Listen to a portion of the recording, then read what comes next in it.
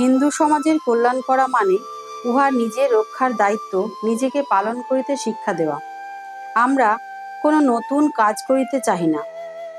আমাদের পূর্বপুরুষেরা যেভাবে সমাজ ও সাংস্কৃতিক সেবা করিয়াছিলেন, যে আদর্শ তাহারা নিজেদের সামনে রাখিয়াছিলেন এবং তাহার জন্য দিনরাত চেষ্টা করিয়াছিলেন, সেই আদর্শ অনুসরণকারী অনেক লোক যদি কোথাও একত্রিত হয়, তবে সেখানে এমন আবহাওয়ার সৃষ্টি হইবে যাহা সংগঠনের পক্ষে অনুকূল।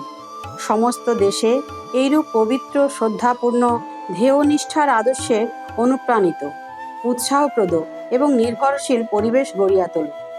স্বয়ংসেবক যেখানে যাইবে সেখানেই সে যেন এইরূপ পরিবেশ সৃষ্টি করে।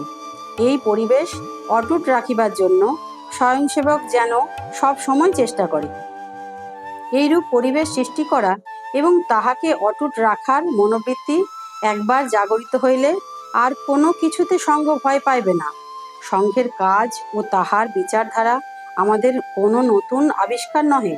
সংঘ আমাদের পরম পবিত্র সনাতন হিন্দু ধর্ম, আমাদের পুরাতন সংস্কৃতি, আমাদের সত্য সিদ্ধ হিন্দু রাষ্ট্র এবং অনাদিকাল হইতে প্রচলিত পরম পবিত্র ভগবদ্ধ্বজকে সেই একই রূপে সকলের সম্মুখে আনিয়া রাখিয়াছে।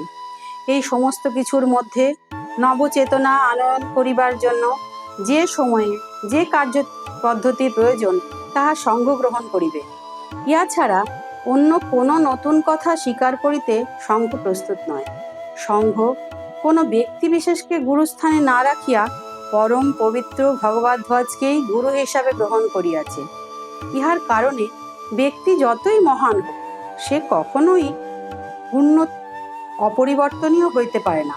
অতএব ব্যক্তি বিশেষকে গুরু হিসেবে স্বীকার না করিয়া আমরা সেই জয়িষ্ণু ও প্রভাবশালী ভগবদ্ধ্বজকে গুরু হিসেবে স্বীকার করিয়াছি, যাহার মধ্যে আমাদের ইতিহাস, পরম্পরা এবং রাষ্ট্রের জন্য স্বার্থ ত্যাগের কথা এবং রাষ্ট্রায়ত্তের সমস্ত মূল কথার সমন্বয় হইয়াছে। এই ভগবদ্ধ্বজ হইতে আমরা যে উৎসাহ পাই, তাহা কোনো মানুষের নিকট হইতে প্রাপ্ত উৎসাহ অপেক্ষা অনেকাংশে শ্রেষ্ঠ।